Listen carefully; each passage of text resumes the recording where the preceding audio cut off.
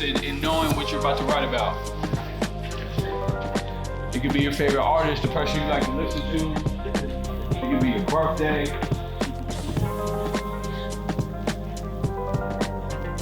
Something you're confident in. Both James and I have different approaches to writing, but we both have a process. So our process is more like internal because we've done it for so long. It's all done in here. So with the students, we're having them put our process down on paper. This week we got to work with 7th through 12th, so 7th, 8th, 9th, 10th, 6 different grades. We got isolation at an all-time high, and not all of us come from great homes, 2-parent households, or households where there are no abuse or alcoholism or drug abuse or domestic violence. We all aren't blessed with those nice family homes to go home to. But for me, I just try to think of it, what did I need when I was here? Because I was that kid who had drug addict parents. I had to raise myself, and not only myself, but my 2 nephews. I had to look out for me, my babies. And so while all trying to be a kid, while all trying to survive generational trauma on our res. And so I always try to look at it like, what could I have benefited from? What did I need as a kid? And so that's how I move here, is trying to be the adult that I wished that I had when I was here. Trying to bring adults here that I wished that I had when I was here.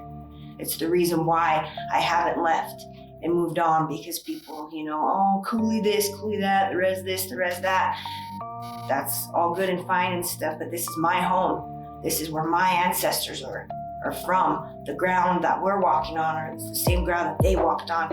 And it's important to show our kids that while there's all that bad here, generational trauma here, it's also something that not a lot of people in the world have and value, is to actually say, quiet, I'm talking the same language of my ancestors on this land. I canoe in a river that my same ancestors did on that river. I know it's been a long road, or it's felt like it's been a long road. But know that this is the beginning of something beautiful, something that you can flip into whatever it is you want to do. We've approached this as creatives. We were created, right? We are creators. We can create more things. We can create our future. We can create whatever we want, literally. We can gather with 5 or 6 or even 20 of our youth and just teach them some writing skills of how, not to create this awesome poetry or maybe these beautiful pictures or even an awesome verse right there in your first go around. Let's just teach you to organize your thoughts so that you can make sense of what's going on in your mind. And I think the other thing that was a serious win was we had a couple people that really want to get into film in this school.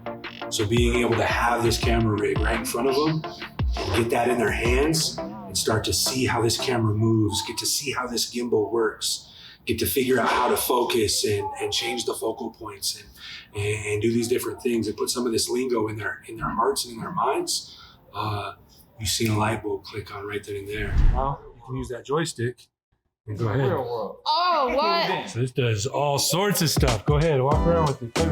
Okay. Hit the red button when you want to record. Okay. I'm scared I'm gonna freak it. No, you're not. You're not working. You're doing great. Okay. You know what I'm saying? Trevor. So. Where my chain at? Okay? Dude, your guys' music slaps. Oh man, It's good. Hello. You have to document everything. You got the feds?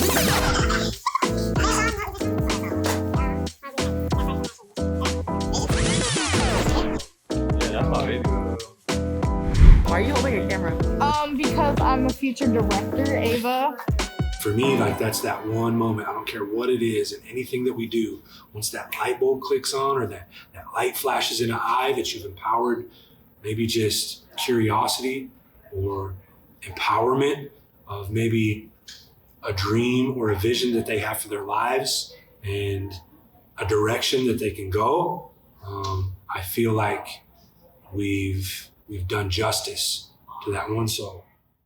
After each session, they would either doodle or write down during the activities, and they were like, well, what do I do with my paper? And not thinking in the moment, I was like, oh, give them to me. So I just collected them so they wouldn't be laying around. I didn't have an end game to that or anything.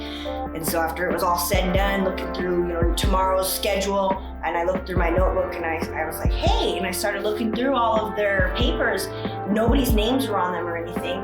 And in that moment, I just had this moment of total, we could do all kinds of just 1,000 thoughts ran through my mind of all the things that would be cool to do with all of that creativeness that they put down on paper. It was all of our kids' everything's right there at my hands. It almost felt powerful. It almost felt like a spiritual thing touching everybody's, emotions and what they felt. You were born with something special. Nobody else has your eye at all. Nobody else has your mind, not even close. You may think similarly, nobody thinks like you. So hold on to that. You're special. Seriously, this is only the beginning of something beautiful. I promise.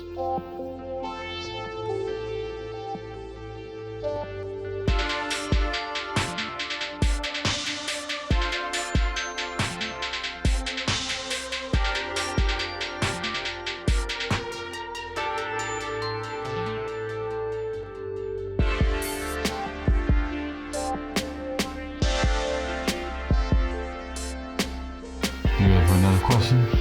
Yeah, 1 sec. We gotta start coming through. No, go ahead. We're not shooting yet. Unless you want to be in shot. Okay, go ahead, shoot, roll. And action. Okay. As far as it goes.